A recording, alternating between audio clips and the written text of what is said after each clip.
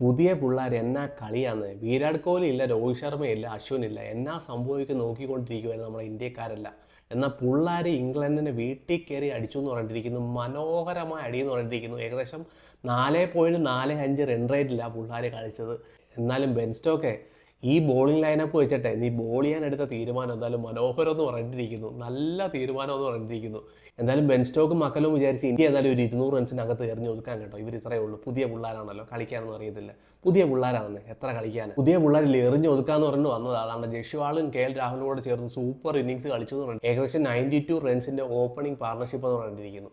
Last സഹിയായിട്ട് Ben സ്റ്റോക്കിന് വന്ന് ball ചെയ്യേണ്ടതായിട്ട് വന്നു. ബെൻ സ്റ്റോക്ക് ഏകദേശം 13 ഓവറോളം ചെയ്തു. നിങ്ങൾ ഇത്ര ബോളിങ്ങൊന്നും കൊടുക്കല്ലേ, 5 ടെസ്റ്റ് ഉള്ളതാ.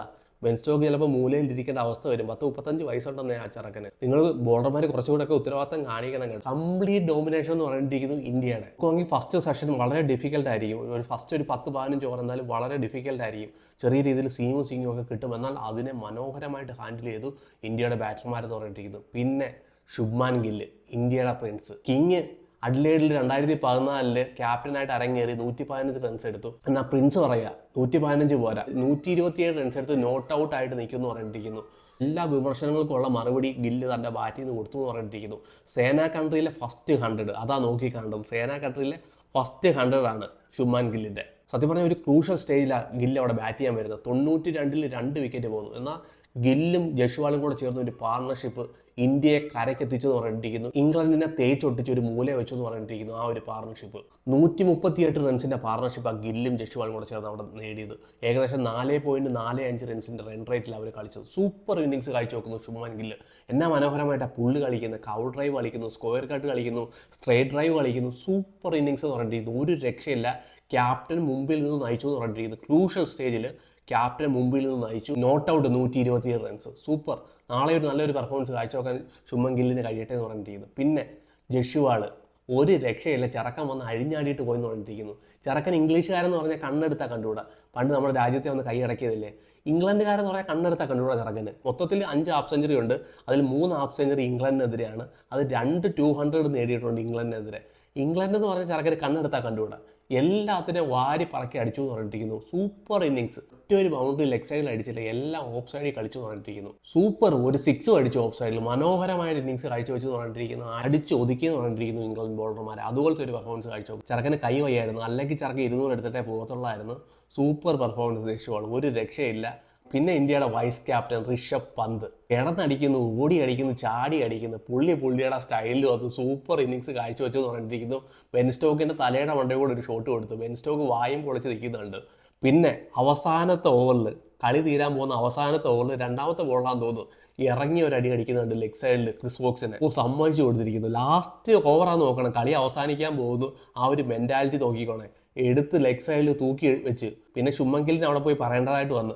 മതിയുടെ നമുക്ക് കൊടുക്കാനുള്ളതൊക്കെ കൊടുത്ത് ബാക്കി നാളെ കൊടുക്കുക, 2-3 ബോൾ കൂടെ ഉള്ളൂ, അത് ഡിഫെൻഡ് ചെയ്ത് കളയാൻ പറഞ്ഞു. എന്നാൽ ഗില്ല് പറഞ്ഞ പോലെ കേട്ട് വന്നാലും പന്ത് സൂപ്പർ പെർഫോമൻസ്. പന്ത് ഒരു രക്ഷയില്ല, അടിച്ച് ഓടിച്ചെന്ന് പറഞ്ഞിരിക്കുന്നു ഇംഗ്ലണ്ട് ബോളർമാരെ. പിന്നെ നോക്കുമെങ്കിൽ കെ എൽ രാഹുൽ മനോഹരമായിട്ട് കളിച്ചു. എന്നാൽ ആ ഒരു റൺസിനെ ഉണ്ടല്ലോ കൺവേർട്ട് ചെയ്യാൻ കഴിയില്ല കെ എൽ രാഹുലിന്. സൂപ്പർ ഇന്നിങ്സ് എന്ന് പറഞ്ഞിരിക്കുന്നു. പക്ഷേ ഒരു അനാവശ്യ ഷോട്ട് എന്ന് തന്നെ പറഞ്ഞിരിക്കുന്നു. കവർ ഡ്രൈവിന് പോയി ഫുൾ ലെങ്ത് ഡെലിവറി, അവിടെ കൊണ്ട് വിക്കറ്റ് കൊണ്ട് കളയുന്ന ഒരു കാഴ്ച. ക്രൂഷ്യൽ വിക്കറ്റ് ആയിരുന്നു കെ എൽ രാഹുലിൻ്റെ ആ സമയത്ത് എന്ന് പറഞ്ഞിരിക്കുന്നു. അവിടെ വിക്കറ്റ് കൊണ്ട് കളയുന്ന ഒരു കാഴ്ചയാണ് കണ്ടത്. എന്നാൽ നല്ലൊരു തുടക്കം ജയ്സ്വാളുമായിട്ട് ചേർന്ന് തുടങ്ങി. ഒരു 91 റൺസിൻ്റെ ഒരു പാർട്ണർഷിപ്പ് എന്തായാലും അവിടെ കണ്ടെത്താൻ കഴിഞ്ഞു. ഏകദേശം 8 4 കെ എൽ രാഹുൽ അടിച്ചത്. നോക്കുവാണെങ്കിൽ ഒരു അനാവശ്യ ഷോട്ട് തന്നെ പറഞ്ഞിരിക്കുന്നു. കുറച്ചും കൂടെ നോക്കി കളിക്കാമായിരുന്നു. ആ ഒരു കവർ ഡ്രൈവ് അവിടെ ഒഴിവാക്കാമായിരുന്നു, ഒരു ഫുൾ ലെങ്ത് ഡെലിവറി. പിന്നെ സായി സുദർശൻ നിരാശപ്പെടുത്തിയെന്ന് തന്നെ പറഞ്ഞിരിക്കുന്നു. ഡെബ്യൂട്ടൺ ആയിരുന്നു. ഇത്രയും നല്ലൊരു കണ്ടീഷൻ, സൂപ്പർ കണ്ടീഷൻ ആയിരുന്നു ബാറ്റ് ചെയ്യാൻ പറ്റിയത്. എന്നാൽ സായി സുദർശൻ അനാവശ്യ ഷോട്ട് അവിടെ കളിക്കാൻ പോയെന്ന് പറഞ്ഞിരിക്കുന്നത്. ഔട്ടായ രീതി നോക്കുമ്പോഴാണ് ഏറ്റവും നിരാശ. സായി സുദർശൻ ഒരു class player down the leg side കളിക്കാൻ പോയി ആ ട്രാപ്പിൽ പോയി വീണെന്ന് പറഞ്ഞിരിക്കുന്നു. ബെൻ സ്റ്റോക്ക് കാണുന്നത് നോക്കുമെങ്കിൽ 2 സ്ലിപ്പിനെ ലെഗ് സൈഡിൽ ഇട്ടേക്കുവാണ്. ലെഗ് സൈഡിൽ തന്നെ ബോൾ ഹിറ്റ് ചെയ്ത് എറിഞ്ഞുകൊണ്ടായിരുന്നു. ആ ഒരു പ്രഷറും ടെൻഷനും ആ നെർവസും എല്ലാം കൊണ്ട് തൻ്റെ വിക്കറ്റിനെ കൊണ്ട് വലിച്ചെറിഞ്ഞു എന്ന് തന്നെ പറഞ്ഞിരിക്കുന്നു. ഡൗൺ ദ ലെഗ് സൈഡിൽ കോഡ് ബിഹൈൻഡ് ആയിട്ട് ഔട്ടായി കയറി പോകുന്ന ഒരു സാഹചര്യം. അവിടുന്ന് ഗില്ലും ജയ്സ്വാളും കൂടെ ചേർന്ന് തിരിച്ചു കൊണ്ടുവന്നത് സായി സുദർശൻ്റെ ഭാഗ്യം. അല്ലെങ്കിൽ എല്ലാവരും കൂടെ എടുത്തിട്ട് ക്രൂശിച്ചാനെ എന്തായാലും സായി സുദർശൻ്റെ കരിയർ തന്നെ ചിലപ്പോൾ അവസാനിക്കുന്ന ഒരു പെർഫോമൻസ് ആണ് സായി സുദർശൻ കാഴ്ചവെച്ചതെന്ന് തന്നെ പറഞ്ഞിരിക്കുന്നു. എന്നാൽ 2ാമത്തെ ഇന്നിങ്സ് തിരിച്ചു വരാൻ കഴിയട്ടെ സായി സുദർശൻ. പിന്നെ പിച്ച് പരിശോധിക്കുകയാണെങ്കിൽ ഒരു ബാറ്റിംഗ് പിച്ച് തന്നെയാണ്, നമുക്കറിയാം. ലീഡ്സിലെ ഒരു പിച്ച് നോക്കുകയാണെങ്കിൽ ബാറ്റിംഗ് ഫ്രണ്ട്ലി ആയിട്ട് ഒരു പിച്ച് തന്നെയാണ്. ബാറ്റിംഗ് ആവറേജ് നോക്കുകയാണെങ്കിൽ 5-ാമത്തെ ദിവസം 43.45 ആണ് അവിടുത്തെ ആവറേജ് ലാസ്റ്റ് ഡേ. സോ നമുക്കറിയാം ബെൻ സ്റ്റോക്ക് അവിടെ ഒരു കളി ജയിപ്പിച്ചിട്ടുണ്ട് ഓസ്ട്രേലിയക്കെതിരെ. ബാറ്റിംഗ് ഫ്രണ്ട്ലി ആയ ഒരു പിച്ചാണ്, ഇംഗ്ലണ്ടിന് അവിടെ ബാറ്റ് ചെയ്യാൻ ഒരു ചാൻസ് ഉണ്ട്. എന്നാൽ ഇന്ത്യയുടെ ബോളർമാർ ഇംഗ്ലണ്ട് എറിഞ്ഞതുപോലെ അല്ല, കറക്റ്റായിട്ടുള്ള ചാനൽ ഹിറ്റ് ചെയ്ത് ബോൾ ചെയ്ത് അവിടെ ഒരു വിക്കറ്റ് എടുക്കാൻ കഴിയുവാണെങ്കിൽ ഇന്ത്യക്ക് ചിലപ്പോൾ ഈ കളിയിലേക്ക് തിരിച്ചു വരാൻ കഴിയും. ആദ്യത്തെ കളി തന്നെ ഇംഗ്ലണ്ടിനെ ഞെട്ടിക്കാൻ നമുക്ക് കഴിയും.